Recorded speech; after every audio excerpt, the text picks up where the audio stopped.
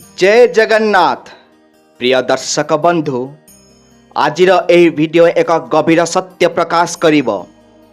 एमिति एक सत्य जहाँ प्रत्येक पितामाता हृदय को स्पर्श करिब। दुनियार सबुठारु बड़ दुख हेउछि जेतेबेले वृद्ध पितामाता सेमानंक आखि आगरे सेमानंक छोट पुअर मृत्यु देखंती। थरे कल्पना करंतु सेही पिता जिए तांक पुओ को कोलरे खाइबा को देई चालिबा को सिखाई शिक्षित कराई एवं प्रत्येक कष्टरे ढाल भावरे तांक पाखरे ठिया होई बड़ करिथिले। सेही पिता गोटिए दिन सेही हाथरे तांक पुअर शेष कृत्य करंती। एहा ठारु बड़ कष्ट आउ कोन होई पारे। एवं अन्य पक्षरे आमे प्रायतः पुओ मानंकु देखु जो माने सेमानंक पितामाता को शत्रु परि व्यवहार करंती, सेमानंकु गाली दियंती एवं पिटी थांती, सेमानंकु असम्मान करंती एवं वृद्धावस्था सेमानंकु परित्याग करंती। बंधुगण एहा काहींकि घटे? ए सबु केवल भाग्य ना एहा पछरे आपनंक कर्मर कोनसी गुप्त रहस्य अछि? गोटिए दिन स्वर्गीय क्षेत्र में अग्नि वरुण बृहस्पति शुक्र जम एवं शनि समेत समस्त देवता एकाठी बसी ज्ञान आलोचना करुथिले। समस्त देवता प्रश्न पचारुथिले एवं जेउ मानंक पाखरे उत्तर थिला सेमाने कहुथिले। जेतेबेले अग्निक पाली आसिला से एक अत्यंत गुरुत्वपूर्ण प्रश्न पचारिले। कहिले, हे देवतागण, केउ प्रकार संतान सेमानंक पितामातांक आखि आगरे मृत्युवरण करंती एवं केउ प्रकार पुत्र एही जगतरे सेमानंक पितामातांको अत्यधिक जंत्रणा देइथांती। अग्निदेवंकर प्रश्न सुनी समग्र स्वर्ग नीरव होइगला। समस्त देवता आश्चर्य हेले जे एते भयंकर एवं जंत्रणादायक दुख काहींकि घटे। प्रकृतरे पितामातांक पूर्वरु पुअर मृत्यु प्रकृतिर नियम विरुद्ध रे। यह हेबा उचित जे पितामाता प्रथमे जानती एवं पुत्र सेमानंकर शेष कृत्य करंती। किंतु केतक समय रे भाग्य एते निष्ठुर मोड़ नहीं थाए जे सेही पिता तांक छोट पुओ को शवदाह चिता को नहीं जानती। पिता बंची थिबा समय रे एही दुख मृत्यु परि जंत्रणादायक। एही समय रे ऋषि नारद स्वर्ग रे पहुँचिले। समस्त देवता ठिया होई तांको सम्मान कले। नारद बसी पचारिले, हे देवतागण, तुमे कौन आलोचना करुछ? तापरे अग्नि देवतांकर प्रश्न पुनरावृत्ति कले। हे बीणाधर, आमे जानिबा को चाहूचु जे केउ प्रकार संतान सेमानंक पितामातांक आखि आगरे मृत्युवरण करे एवं केउ प्रकार पुत्र पितामातांकु एही जगतरे सबुठारु अधिक जंत्रणा दिए। नारद हसी कहिले, एहा एक अत्यंत गुरुत्वपूर्ण प्रश्न एवं प्रत्येक मनीष निश्चित भावरे एहार उत्तर जानिबा उचित। मानव जीवन संपूर्ण भावरे अतीत जीवन द्वारा नियंत्रण नुहे। तथापि अतीत जन्मर किछि कर्म अछि जार हिसाब भविष्यत जन्मरे स्थिर होई थाए। कारण जने व्यक्तिंक कर्म सेमानंकर भविष्यत निर्णय करे। नारद आहुरी व्याख्या करिथिले जे तीन प्रकारर कर्म अछि: संचित कर्म, पूर्व निर्धारित कर्म एवं चालुथिबा कर्म। संचित कर्म हेउछि जहा आम सहित अतीत जन्मरु आसे एवं एहार प्रभाव अनेक जीवन पाई रही थाए। मृत्यु परे भौतिक शरीर अदृश्य हो जाए, किंतु सूक्ष्म शरीर आत्मा सहित संयुक्त रही थाए एवं कर्मर हिसाब एहा सहित जारी रही थाए। एही कारणरू आमे जीवन रे भेटिथिबा पितामाता, भाई भौणी, स्त्री, स्वामी एवं संतान माने समस्ते किछि अतीत जन्मर हिसाब समाधान करिया पई सेठारे अछंती। केतेबेले प्रेमर हिसाब तो केतेबेले ऋणर आउ केतेबेले पाप पुण्यर हिसाब। ଏହା ଶୁଣି ଦେବତାମାନେ ବିଚଳିତ ହୋଇ କହିଲେ, ହେ ମୁନି, ଏହା ଏକ ଗଭୀର ବିଷୟ, କିନ୍ତୁ ମୁଁ ଏହାକୁ ବୁଝିପାରୁନାହିଁ। ଦୟାକରି ଏହାକୁ ସରଳ ଭାଷାରେ ବୁଝାନ୍ତୁ। ତାପରେ ନାରଦ କହିଲେ, ଠିକ୍ ଅଛି ଦେବତାଗଣ, ଏବେ ମୁଁ ତୁମକୁ ଏକ ଅତ୍ୟନ୍ତ ରହସ୍ୟମୟ କାହାଣୀ କହିବି। ଏହି କାହାଣୀ ଶୁଣିବା ପରେ ତୁମେ ବୁଝିପାରିବ କାହିଁକି କିଛି ପୁଅମାନେ ସେମାନଙ୍କ ପିତାମାତାଙ୍କୁ ଯନ୍ତ୍ରଣା ଦିଅନ୍ତି ଏବଂ କେତେବେଳେ କାହିଁକି ଏକ ପୁଅ ପିତାଙ୍କ ପୂର୍ବରୁ ମୃତ୍ୟୁବରଣ କରେ। ପ୍ରିୟ ଦର୍ଶକ ବନ୍ଧୁ, ଆପଣମାନଙ୍କୁ ମୋର ଛୋଟ ଅନୁରୋଧ, ଦୟାକରି ଭିଡ଼ିଓଟିକୁ ସମ୍ପୂର୍ଣ୍ଣ ଭାବରେ ଦେଖିବେ। ଯଦି ଭିଡ଼ିଓକୁ ସ୍କିପ୍ କରି ପଳାଇବେ, ଆମେ ଯେଉଁ ରହସ୍ୟ କହିଛୁ ତାହା ଆପଣ ଜାଣିପାରିବେ ନାହିଁ, ଯାହାଫଳରେ ଆପଣ ହିଁ ଅସୁବିଧାର ସମ୍ମୁଖୀନ ହେବେ। ମାନିଲେ ମଙ୍ଗଳ ହେବ ଏବଂ ଭିଡ଼ିଓଟିକୁ ଲାଇକ୍ କରିଦିଅନ୍ତୁ। ଆପଣଙ୍କ ଗୋଟିଏ ଲାଇକ୍ ଆମକୁ ଭିଡ଼ିଓ ଆଣିବାକୁ ପ୍ରେରଣା ଦେବ। ତେବେ ଚାଲନ୍ତୁ ଡେରି ନକରି ଭିଡ଼ିଓକୁ ସମ୍ପୂର୍ଣ୍ଣ ଭାବେ ଦେଖିବା। ବନ୍ଧୁଗଣ, ଏହା ପ୍ରାଚୀନ ସମୟ କଥା। ଜଣେ କୃଷକ ଏକ ଗାଁରେ ରହୁଥିଲେ। ତାଙ୍କର ଜଣେ ସ୍ତ୍ରୀ ଏବଂ ଜଣେ ପୁଅ ଥିଲେ। ତାଙ୍କ ପୁଅର ନାମ ନକୁଳ ଥିଲା। କିଛି ବର୍ଷ ପରେ କୃଷକଙ୍କ ସ୍ତ୍ରୀଙ୍କର ମୃତ୍ୟୁ ହୋଇଗଲା। ତାଙ୍କ ମୃତ୍ୟୁ ସମୟରେ ତାଙ୍କ ପୁଅ ମାତ୍ର 5 ବର୍ଷ ବୟସର ଥିଲେ। କିଛି ସମୟ ପରେ କୃଷକ ପୁନଃ ବିବାହ କଲେ ଏବଂ ତାଙ୍କ ଦ୍ୱିତୀୟ ସ୍ତ୍ରୀଙ୍କ ଠାରୁ ଏକ ପୁତ୍ର ଜନ୍ମ ହେଲା। ସଂଯୋଗବଶତଃ ତାଙ୍କର ଦ୍ୱିତୀୟ ସ୍ତ୍ରୀ ମଧ୍ୟ କିଛି ସମୟ ପରେ ମୃତ୍ୟୁବରଣ କଲେ। କୃଷକ ତାଙ୍କ ପତ୍ନୀଙ୍କ ମୃତ୍ୟୁରେ ଗଭୀର ଦୁଃଖିତ ହେଲେ। ତାପରେ ସେ ପୂର୍ଣ୍ଣ ରୀତିନୀତି ସହିତ ତାଙ୍କର ଶେଷକୃତ୍ୟ କଲେ। ତାପରେ ସେ ଘରକୁ ଫେରି ତାଙ୍କ 2 ପୁଅଙ୍କ ସହିତ ରହିବାକୁ ଆରମ୍ଭ କଲେ।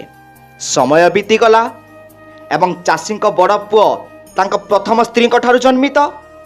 ବିବାହ ପାଇଁ ଯୋଗ୍ୟ ହୋଇଗଲେ। ଉପଯୁକ୍ତ ସାଥୀ ଖୋଜି ପାଇ ଚାଷୀ ତାଙ୍କ ବଡ଼ ପୁଅର ବିବାହ ମହା ଆଡ଼ମ୍ବର ଏବଂ ଉତ୍ସବ ସହିତ ଆୟୋଜନ କଲେ। ତାପରେ ଗୋଟିଏ ଦିନ ଚାଷୀ ହଠାତ୍ ଅସୁସ୍ଥ ହୋଇପଡ଼ିଲେ। କୃଷକଙ୍କ ପୁଅ ବ୍ୟାପକ ଚିକିତ୍ସା ପ୍ରଦାନ କଲେ, କିନ୍ତୁ ରୋଗ ଖରାପ ହୋଇଯାଏ, ଯାହାଫଳରେ ତାଙ୍କର ମୃତ୍ୟୁ ହୁଏ। କୃଷକଙ୍କ ଦ୍ୱିତୀୟ ସ୍ତ୍ରୀଙ୍କ ଗର୍ଭରୁ ଜନ୍ମିତ ସାନ ପୁଅ ତାଙ୍କ ସାବତ ଭାଇ ସହିତ ରହିବା ଆରମ୍ଭ କଲେ। ବଡ଼ ଭାଇ ତାଙ୍କ ସାନ ଭାଇଙ୍କୁ ବହୁତ ଭଲ ପାଉଥିଲେ। ସମୟ ଧୀରେ ଧୀରେ ବିତିଯାଏ ଏବଂ ତାପରେ ଗୋଟିଏ ଦିନ ଚାଷୀଙ୍କ ସାନ ପୁଅ ହଠାତ୍ ଅସୁସ୍ଥ ହୋଇପଡ଼ିଲେ। ତାଙ୍କ ଅବସ୍ଥା ଖରାପ ହେବା ସହିତ ଚାଷୀଙ୍କ ବଡ଼ ପୁଅ ନକୁଳ ସ୍ଥାନୀୟ ଡାକ୍ତରଖାନାରୁ ଚିକିତ୍ସା ଖୋଜିଲେ, କିନ୍ତୁ କୌଣସି ଉପଶମ ପାଇଲେ ନାହିଁ। ଋଷି ନାରଦ ଆହୁରି କହୁଥିଲେ ଯେ, ହେ ଦେବତାଗଣ, ନିମ୍ନଲିଖିତ ଯେଉଁ କାହାଣୀଟି ମୁଁ କହୁଛି, ବର୍ତ୍ତମାନ ପାଇଁ ତୁମେ ଜାଣିପାରିବ ଯେ କେଉଁ କାର୍ଯ୍ୟ ଯୋଗୁଁ ପୁଅ ତାଙ୍କ ପିତାଙ୍କ ପୂର୍ବରୁ ମୃତ୍ୟୁବରଣ କରେ। ହେ ଦେବତାଗଣ, ଶୁଣ। ବଡ଼ ଭାଇ ନକୁଳ ତାଙ୍କ ସାନ ଭାଇଙ୍କୁ ଅନେକ ଡାକ୍ତରଙ୍କ ଦ୍ୱାରା ଚିକିତ୍ସା କରାଇଲେ, କିନ୍ତୁ ତାଙ୍କ ଅବସ୍ଥା ଅପରିବର୍ତ୍ତିତ ରହିଲା। ଏହି ସମୟରେ ସାନ ଭାଇର ସ୍ୱାସ୍ଥ୍ୟ ଦିନକୁ ଦିନ ଖରାପ ହେବାକୁ ଲାଗିଲା। ପରିବାରର ବହୁ ପରିମାଣର ଅର୍ଥ ତାଙ୍କ ଚିକିତ୍ସାରେ ଖର୍ଚ୍ଚ ହୋଇଯାଉଥିଲା। ବଡ଼ ଭାଇ ଚିକିତ୍ସା ଦ୍ୱାରା କ୍ଳାନ୍ତ ହୋଇଯାଇଥିଲେ। ଗୋଟିଏ ଦିନ ବଡ଼ ଭାଇ ତାଙ୍କ ସ୍ତ୍ରୀକୁ ପରାମର୍ଶ ଦେଲେ, ଯଦି ମୋ ସାନ ଭାଇ ଜଣେ ସାବତ ମାଙ୍କ ଗର୍ଭରୁ ଜନ୍ମିତ ମରିଯାଆନ୍ତା, ତେବେ ଆମକୁ ତାଙ୍କ ଚିକିତ୍ସାର ଟଙ୍କା ଖର୍ଚ୍ଚ କରିବାକୁ ପଡ଼ିବ ନାହିଁ, କିମ୍ବା ଆମକୁ ସମ୍ପତ୍ତିର ଅଧା ମଧ୍ୟ ଛାଡ଼ିବାକୁ ପଡ଼ିବ ନାହିଁ। ସେହି ବଡ଼ ଭାଇଟି ନିଜ ଭାଇର ଜୀବନ ଅପେକ୍ଷା ନିଜ ଧନ ଏବଂ ଭାଇର ଧନକୁ ଅଧିକ ଭଲ ପାଉଥିଲା। ସେଥିପାଇଁ କୁହାଯାଏ ଯେ ଜଣେ ବ୍ୟକ୍ତି ଯେତେ ଅଧିକ ଧନ ସମ୍ପତ୍ତିର ଅଧିକାରୀ ହୁଏ, ସେ ସେତେ ଅଧିକ ଏଥିରେ ଆକର୍ଷିତ ହୁଏ। କୃଷକର ସ୍ତ୍ରୀ ମଧ୍ୟ ଏହି ପରାମର୍ଶକୁ ବହୁତ ଆକର୍ଷଣୀୟ ପାଇଲା ଏବଂ ହୃଦୟ ସହିତ ମାନିନେଲା। ସେ ତାଙ୍କ ସ୍ୱାମୀଙ୍କୁ କହିଲେ, ଆମେ ତାଙ୍କୁ ହତ୍ୟା କରିପାରିବା ନାହିଁ। ଯଦି ଆମେ ଏପରି କରୁ, ତେବେ ଲୋକମାନେ ଭାବିବେ ଯେ ଆମେ ତାଙ୍କୁ ଲୋଭରେ ହତ୍ୟା କରିଛୁ। ଆମେ କାହିଁକି ଏହା କରିବା ପାଇଁ ଜଣେ ଡାକ୍ତରଙ୍କୁ ନ ଦେବା କିଛି ଅର୍ଥ? ଯାଅ ଏବଂ ଜଣେ ଡାକ୍ତରକୁ ଟଙ୍କା ଦିଅ ଏବଂ କୁହ, ମୋ ସାବତ ଭାଇକୁ ଔଷଧ ଦେବା ପରିବର୍ତ୍ତେ ବିଷ ଟିକେ ଦେଇଦିଅ। ଏହିପରି ଭାବରେ କେହି ଜାଣିପାରିବେ ନାହିଁ ଏବଂ କୌଣସି ସମ୍ପର୍କୀୟ ଆମକୁ ସନ୍ଦେହ କରିବେ ନାହିଁ। ସମସ୍ତେ କହିବେ ଯେ ସେ ଅସୁସ୍ଥ ଥିଲେ ଏବଂ ଏଥିପାଇଁ ମୃତ୍ୟୁବରଣ ହୋଇଗଲା। ବଡ଼ ଭାଇ ନକୁଳ ତାଙ୍କ ସ୍ତ୍ରୀଙ୍କ ସହ ସହମତ ହୋଇ ଭାବିଲେ, ଯଦି ଆମେ ଡାକ୍ତରଙ୍କ ସହ କଥା ହେବା ତେବେ ଆମେ ଏହି କାମ ଅତି ସହଜରେ କରିପାରିବା। ବଡ଼ ଭାଇ ଠିକ୍ ସେହିପରି କଲେ। ସେ ଡାକ୍ତରଙ୍କ ପାଖକୁ ଯାଇ ତାଙ୍କୁ ଟଙ୍କା ପ୍ରଦାନ କଲେ। ଡାକ୍ତର ଟଙ୍କା ପାଇଁ ବହୁତ ଲୋଭୀ ଥିଲେ। ଯେତେବେଳେ ବଡ଼ ଭାଇ ଡାକ୍ତରଙ୍କ ସହିତ କଥା ହେଲେ ଏବଂ ତାଙ୍କୁ କହିଲେ ଯେ ସେ ତାଙ୍କ ସାନ ଭାଇକୁ ବିଷ ଦେଇ ମାରିଦେବାକୁ ଚାହୁଁଛନ୍ତି, ସେ ସମ୍ପୂର୍ଣ୍ଣ ଆନନ୍ଦିତ ହୋଇଗଲେ। ଡାକ୍ତର ପ୍ରଥମେ ସଂକୋଚ କଲେ, କିନ୍ତୁ ଯେତେବେଳେ ଚାଷୀଙ୍କ ବଡ଼ ପୁଅ ତାଙ୍କୁ ଏହି କାମ ପାଇଁ 500 ସ୍ୱର୍ଣ୍ଣ ମୁଦ୍ରା ଦେବାକୁ କହିଲେ ସେ ସହଜରେ ରାଜି ହୋଇଗଲେ। ପରଦିନ ଡାକ୍ତର ତାଙ୍କ ସାନ ଭାଇର ଚିକିତ୍ସା କରିବାର ବାହାନାରେ ଆସି ତାଙ୍କୁ ବିଷ ଦେଇଦେଲେ ଏବଂ ତାପରେ ଡାକ୍ତର ସେଠାରୁ ଚାଲିଗଲେ। ବିଷ ଯୋଗୁଁ ସେ ତୁରନ୍ତ ମୃତ୍ୟୁବରଣ କଲେ। ସ୍ୱାମୀ ଏବଂ ସ୍ତ୍ରୀ ସେମାନଙ୍କ ସାନ ଭାଇଙ୍କର ମୃତ୍ୟୁରେ ଖୁସି ହେଲେ ଏବଂ ଭାବିଲେ, ଏବେ ସେମାନଙ୍କ ରାସ୍ତାରେ ଥିବା ଏକ କଣ୍ଟା ଦୂର ହୋଇଗଲା। ଆମର ଏବେ ତାଙ୍କର ସମସ୍ତ ସମ୍ପତ୍ତି ଉପରେ ଅଧିକାର ଅଛି। ଏବେ ମୋତେ ମୋର ସମ୍ପତ୍ତିର ଅଂଶ ଦେବାକୁ କାହାକୁ ମଧ୍ୟ ପଡ଼ିବ ନାହିଁ। ଦୁହେଁ ବହୁତ ଖୁସି ହୋଇଗଲେ। ସବୁବେଳେ ମନେ ରଖନ୍ତୁ ଯେ ଅନ୍ୟମାନଙ୍କ ଦୁଃଖ ଉପରେ ନିର୍ମିତ ସୁଖ, ହିଂସା ଦ୍ୱାରା ଅର୍ଜିତ ଧନ କେବେ ବି ତୁମକୁ ସୁଖ ଦେଇପାରିବ ନାହିଁ ଏବଂ ଯେଉଁମାନେ ଦୁଃଖ ଦେଇ ସୁଖ ଖୋଜନ୍ତି ସେମାନେ ଦିନେ ଭୟଙ୍କର ଦୁଃଖର ସମ୍ମୁଖୀନ ହେବେ ଏବଂ ଜୀବନ ସାରା ନିଜ କାର୍ଯ୍ୟ ପାଇଁ ଅନୁତାପ କରିବେ। ତେବେ ଦେବତାଗଣ ବଡ଼ ଭାଇ ଏହିପରି ଭାବରେ ତାଙ୍କ ସାନ ଭାଇକୁ ହତ୍ୟା କଲେ ଏବଂ ତାଙ୍କ ସମସ୍ତ ସମ୍ପତ୍ତିକୁ ନିଜ ନିୟନ୍ତ୍ରଣକୁ ନେଇଗଲେ। ଗାଁ ଲୋକଙ୍କ ମଧ୍ୟରୁ କେହି କିଛି ସନ୍ଦେହ କଲେ ନାହିଁ। ଗାଁ ଲୋକମାନେ ଭାବୁଥିଲେ କି ଭଲ ଭାଇ ସେ ତାଙ୍କ ସାବତ ଭାଇର ଏତେ ଚିକିତ୍ସା କରିଥିଲେ, ତାଙ୍କର ଯତ୍ନ ନେଇଥିଲେ ଏବଂ ତାଙ୍କର ଏତେ ଯତ୍ନ ନେଇଥିଲେ ତଥାପି ସେ ତାଙ୍କୁ ରକ୍ଷା କରିପାରିଲେ ନାହିଁ। ସେ ଆଉ କ'ଣ କରିପାରିବେ? ରୋଗର ପ୍ରଭାବ ଏପରି ଥିଲା। ବିଚରା ଗରିବ ଲୋକଟି ମରିଗଲା। ଦୁନିଆ ଜାଣିନଥିଲା ଯେ ସେ ମୃତ ନୁହେଁ, ବରଂ ତାଙ୍କୁ ହତ୍ୟା କରାଯାଇଛି। ସମସ୍ତଙ୍କ ଆଖିରେ ଭଲ ଦେଖାଯାଇଥିବା ଭଳି ସେହି ବଡ଼ ଭାଇ ପୂର୍ଣ୍ଣ ରୀତିନୀତି ସହିତ ତାଙ୍କ ସାବତ ଭାଇର ଶେଷକୃତ୍ୟ ସମ୍ପାଦନ କଲେ। ଏହାପରେ ସେ ଘରକୁ ଫେରିଲେ ଏବଂ ଆନନ୍ଦରେ ପରିପୂର୍ଣ୍ଣ ହୋଇଗଲେ। ସମୟ ଧୀରେ ଧୀରେ ବିତିଗଲା। ଗୋଟିଏ ଦିନ ତାଙ୍କ ସ୍ତ୍ରୀ ଗର୍ଭବତୀ ହେଲେ ଏବଂ ଏକ ନିର୍ଦ୍ଦିଷ୍ଟ ସମୟ ପରେ ସେ ଏକ ପୁଅକୁ ଜନ୍ମ ଦେଲେ। ଜନ୍ମକୁ ପାଳନ କରିବା ପାଇଁ ସେମାନେ ଘରେ ଏକ ଭୋଜି ଆୟୋଜନ କଲେ ଏବଂ ସାରା ସହରରେ ମିଠା ବାଣ୍ଟିଲେ। ତାପରେ ସେମାନେ ବହୁତ ପ୍ରେମ ଏବଂ ସ୍ନେହ ସହିତ ତାଙ୍କ ପୁଅକୁ ଲାଳନ ପାଳନ କରିବାକୁ ଲାଗିଲେ। କିଛି ବର୍ଷ ପରେ ପୁଅଟି ଯୁବକ ହୋଇଗଲା। କୃଷକଙ୍କର ବଡ଼ ପୁଅ ତାଙ୍କ ପାଇଁ ଏକ ସୁନ୍ଦରୀ ସ୍ତ୍ରୀ ଖୋଜି ତାଙ୍କ ସହିତ ବିବାହ ସ୍ଥିର କଲେ। ସେମାନେ ତାଙ୍କ ପୁଅର ବିବାହରେ ବହୁତ ଟଙ୍କା ଖର୍ଚ୍ଚ କଲେ। ଯେତେବେଳେ ତାଙ୍କ ପୁଅର ବୋହୂ ଆସିଲେ, ପୁଅଟି ହଠାତ୍ ଅସୁସ୍ଥ ହୋଇଗଲା।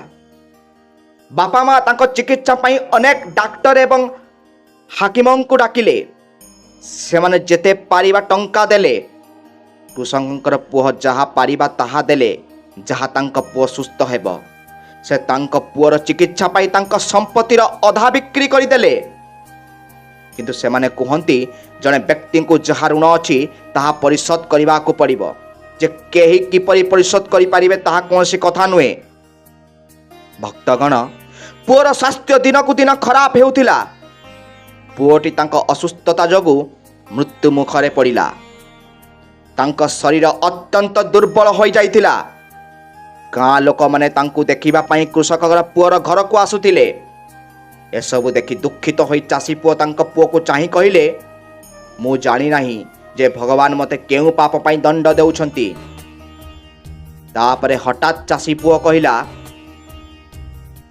ଭାଇ ମୋର ହିସାବ ସରିଗଲା। ଏବେ କେବଳ ଶବଦାହ ସାମଗ୍ରୀ ବାକି ଅଛି।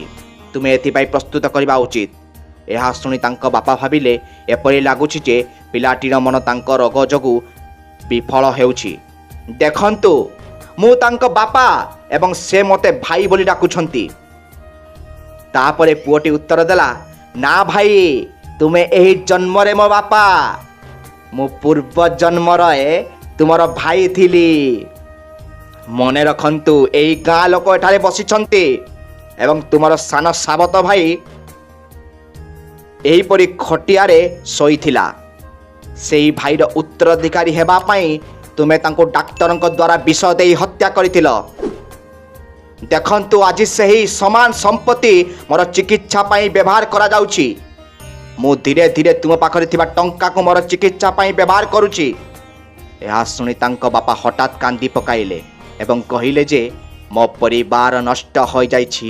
ମୁଁ କ'ଣ କରିଛି? ମୁଁ ଯାହା କରିଛି ତାହା ମୋ ସାମ୍ନାରେ ଆସିଛି। ତାପରେ ସେ କହିଲେ, ଭାଇ, ଦୟାକରି ମୋତେ ଏହା କୁହ, ମୁଁ କ'ଣ କରିଛି ତାହା ମୁଁ ଦେଖିଛି, କିନ୍ତୁ ମୁଁ ଗୋଟିଏ କଥା ବୁଝିପାରୁନାହିଁ, ଏଥିରେ ତୁମ ସ୍ତ୍ରୀର ଦୋଷ କ'ଣ?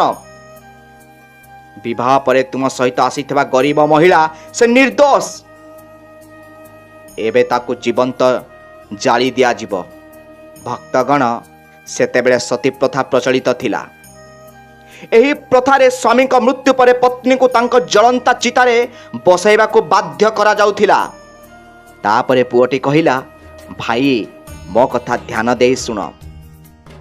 ତୁମେ ଯେଉଁ ଡାକ୍ତରଙ୍କୁ ମୋର ଚିକିତ୍ସା ପାଇଁ ଡାକିଥିଲ, ସେ ଟଙ୍କା ଲୋଭରେ ତୁମର ନିର୍ଦ୍ଦେଶରେ ମୋତେ ବିଷ ଦେଇଦେଲେ। ମନେ ରଖ, ଯେକୌଣସି ଦୁଷ୍ଟ ବ୍ୟକ୍ତି ଯିଏ ବିନା କାରଣରେ ଟଙ୍କା ଲୋଭରେ ଜଣେ ନିର୍ଦ୍ଦୋଷ ବ୍ୟକ୍ତିକୁ ହତ୍ୟା କରେ, ତାକୁ ପରିଣାମ ଭୋଗିବାକୁ ହିଁ ପଡ଼ିବ। ମୋ ମୃତ୍ୟୁର 4 ବର୍ଷ ପରେ ସେହି ଡାକ୍ତର ହଠାତ୍ ମୃତ୍ୟୁବରଣ କରିଥିଲେ ଏବଂ ତାଙ୍କ ମୃତ୍ୟୁ ପରେ ସେ ଏକ କନ୍ୟାକୁ ଜନ୍ମ ଦେଲେ। ସେହି କନ୍ୟା ଆଜି ମୋ ସ୍ତ୍ରୀ ହୋଇ ମୋ ଘରକୁ ଆସିଛି। ଯେତେବେଳେ ମୁଁ ମରିବି, ସେ ମଧ୍ୟ ମୋ ସହିତ ଜୀବନ୍ତ ଜାଳି ଦିଆଯିବ। ସେ ମଧ୍ୟ ନିଶ୍ଚିତ ଭାବରେ ତାଙ୍କ କର୍ମର ପରିଣାମ ଭୋଗ କରିବ। ଦେବର୍ଷି ନାରଦ ଆହୁରି କହିଲେ, ହେ ଦେବତାଗଣ, ଜଣେ ବ୍ୟକ୍ତିଙ୍କ ଜୀବନର ପ୍ରତ୍ୟେକ ଘଟଣା ସେମାନଙ୍କର କର୍ମର ପରିଣାମ। ଆମେ ଯାହା ବୁଣୁ ତାହା ଅମଳ କରୁ। ଯଦି ଆଜି ନୁହେଁ ତେବେ କାଲି ଜଣେ ବ୍ୟକ୍ତି ନିଶ୍ଚିତ ଭାବରେ ସେମାନଙ୍କ କର୍ମର ଫଳ ଭୋଗ କରିବ। ଜୀବନ ନିଜ ଜୀବନରେ ପ୍ରତ୍ୟେକ କଷ୍ଟକର ପ୍ରଶ୍ନର ସମାଧାନ ପ୍ରଦାନ କରେ। କୂଅ ଯେତେ ଗଭୀର, ପାଣି ସେତେ ମିଠା। ବନ୍ଧୁଗଣ, ତାଙ୍କ ଭାଇକୁ ଏହା କହିବା ପରେ କୃଷକର ପୁଅ ମରିଯାଏ। ତାଙ୍କ ପୁଅର ମୃତ୍ୟୁ ପରେ ତାଙ୍କର ସମସ୍ତ ସମ୍ପତ୍ତି ନଷ୍ଟ ହୋଇଯାଏ ଏବଂ ତାଙ୍କ ସ୍ତ୍ରୀ ତାଙ୍କ ସହିତ ଜୀବନ୍ତ ପୋଡ଼ି ଦିଆଯାଏ।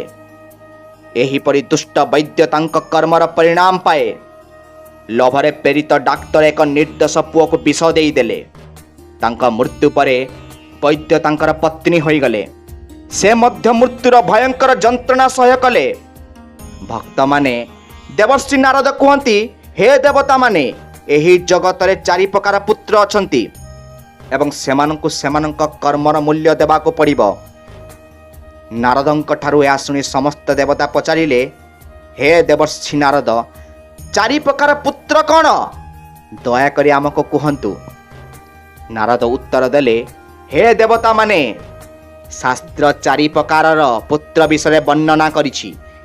ପ୍ରଥମ ପୁତ୍ର ହେଉଛି ଏକ ଚୁକ୍ତି ପୁଅ, ଦ୍ୱିତୀୟ ପୁତ୍ର ହେଉଛି ଏକ ଶତ୍ରୁ ପୁଅ, ତୃତୀୟ ଏକ ନିରପେକ୍ଷ ପୁଅ ଏବଂ ଚତୁର୍ଥ ଜଣେ ଦାସ ପୁଅ। ମନେ ରଖନ୍ତୁ, ପ୍ରଥମ 2ଟି ପୁତ୍ର ହେଉଛନ୍ତି ଚୁକ୍ତି ପୁଅ ଏବଂ ଶତ୍ରୁ ପୁଅ।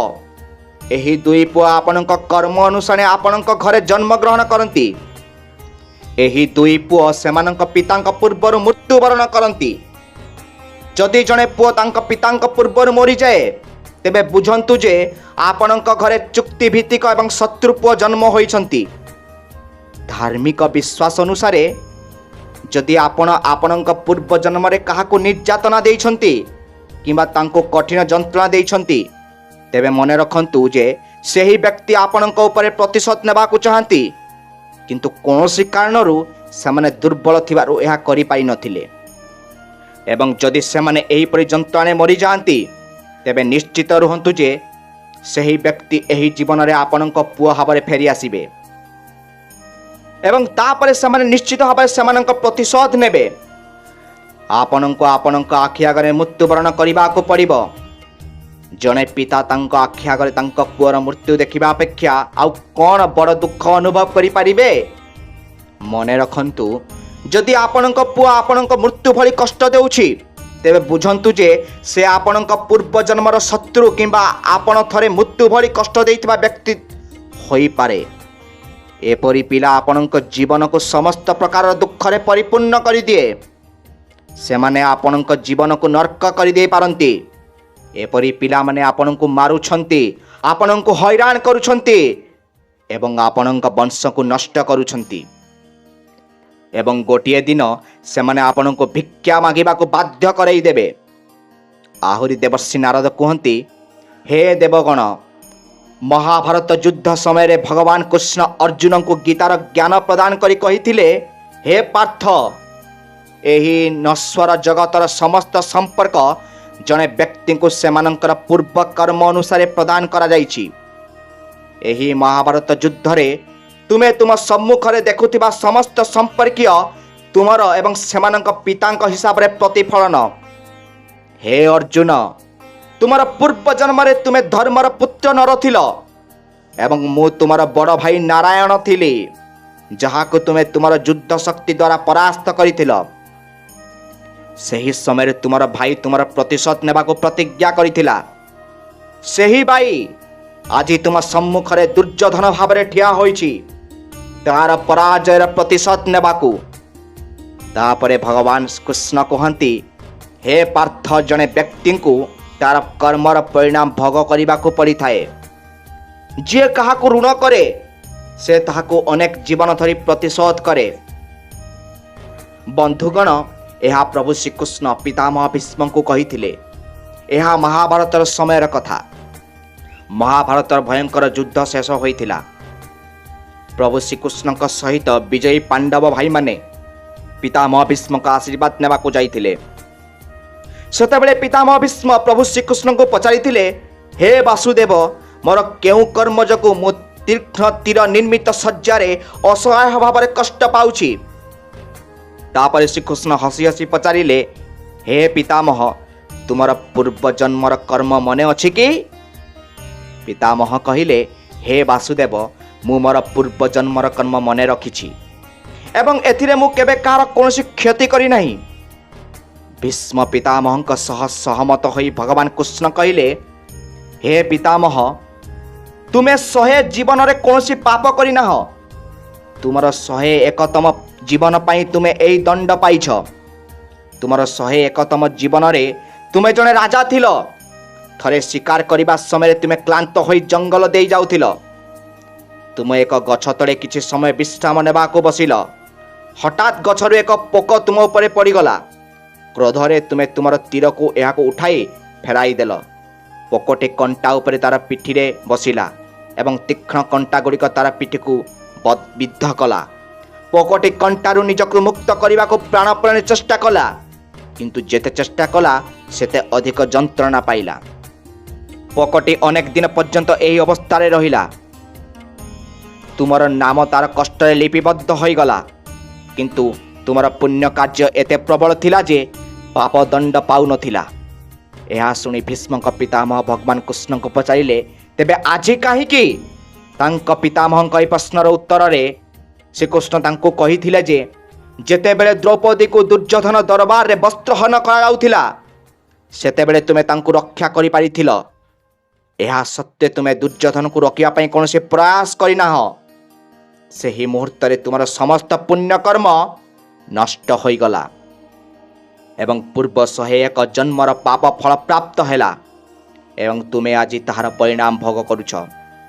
ବନ୍ଧୁଗଣ, ଯେତେବେଳେ ଆମେ ଜନ୍ମ ହୋଇଥାଉ କିମ୍ବା ଗର୍ଭରେ, ଆମେ ଭଗବାନଙ୍କୁ ପ୍ରାର୍ଥନା କରୁ ଯେ ଏଇଥର ଜନ୍ମ ପରେ ଆମେ ଭଲ କାର୍ଯ୍ୟ କରିବୁ, କିନ୍ତୁ ଜନ୍ମ ପରେ ଆମେ ସେହି ପ୍ରତିଶ୍ରୁତି ଗୁଡ଼ିକ ଭୁଲି ଯାଉ ଏବଂ ଭ୍ରମ ପଞ୍ଛାରେ ଫସିଯାଉ। ଆମର କର୍ମର ଫଳ ସର୍ବଦା ମିଳିଥାଏ। ତେଣୁ ପୃଥିବୀର ପ୍ରତ୍ୟେକ ଜୀବକୁ ନିଜ କର୍ମର ପରିଣାମ ଭୋଗ କରିବାକୁ ପଡ଼ିଥାଏ ଏବଂ ନିଜ କର୍ମ ଅନୁସାରେ ଜନ୍ମ ହୁଏ। ତେଣୁ ଆମେ କେବେ ବି କୌଣସି ଜୀବକୁ ହଇରାଣ କରିବା ଉଚିତ ନୁହେଁ, ଯଦିଓ ତାହା ଏକ ଛୋଟ କୀଟ। ବନ୍ଧୁଗଣ, ଏହି କାରଣରୁ ଜଣେ ବ୍ୟକ୍ତି ସର୍ବଦା ନିଜର ପୁଣ୍ୟ କାର୍ଯ୍ୟକୁ ଦୃଢ଼ ରଖିବା ପାଇଁ ଧାର୍ମିକ କାର୍ଯ୍ୟ କରିବା ଉଚିତ। ଯଦି କେହି ସମସ୍ୟାରେ ପଡ଼ିଛନ୍ତି ଏବଂ ଆପଣଙ୍କ ସାହାଯ୍ୟର ଆବଶ୍ୟକତା ରଖିଛନ୍ତି, ତେବେ ଆପଣ ସେମାନଙ୍କୁ ନିସ୍ୱାର୍ଥପର ଭାବରେ ସାହାଯ୍ୟ କରିବାକୁ ମୁକ୍ତ ମନେ ରଖିବା ଉଚିତ। ଏହା କରି ଆପଣ ଆପଣଙ୍କର ପୁଣ୍ୟ କାର୍ଯ୍ୟର ସଂଖ୍ୟା ବୃଦ୍ଧି କରିପାରିବେ ଏବଂ ସ୍ୱୟଂ ଭଗବାନ ଆପଣଙ୍କୁ ଏହାର ପୁରସ୍କାର ଦେବେ। ପ୍ରିୟ ଦର୍ଶକ ବନ୍ଧୁ, ଏହା ଥିଲା ଆଜିର ଉପସ୍ଥାପନା। ଯଦି ଆପଣଙ୍କୁ ଏହି ଭିଡ଼ିଓରୁ କିଛି ଶିଖିବାକୁ ମିଳିଛି, ତେବେ ଭିଡ଼ିଓଟିକୁ ଲାଇକ୍ ଏବଂ ସବସ୍କ୍ରାଇବ୍ କରିଦିଅନ୍ତୁ ଏବଂ ତଳେ ଦିଆଯାଇଥିବା କମେଣ୍ଟ ବକ୍ସରେ ଜୟ ଜଗନ୍ନାଥ ଲେଖିବାରୁ ଜମାରୁ ଭୁଲନ୍ତୁ ନାହିଁ। ଏବଂ ଆପଣଙ୍କ ପରିବାର ସାଙ୍ଗସାଥିମାନଙ୍କୁ ଏହି ଭିଡ଼ିଓ ସେୟାର କରି ପୁଣ୍ୟର ଭାଗିଦାର ହୁଅନ୍ତୁ। ଆମେ ଆସିବୁ ଆଉ ଏକ ଆଧ୍ୟାତ୍ମିକ ରହସ୍ୟ ସହିତ। ସେ ପର୍ଯ୍ୟନ୍ତ ଆମକୁ ବିଦାୟ ଦିଅନ୍ତୁ। ରହୁଛି। ଧନ୍ୟବାଦ।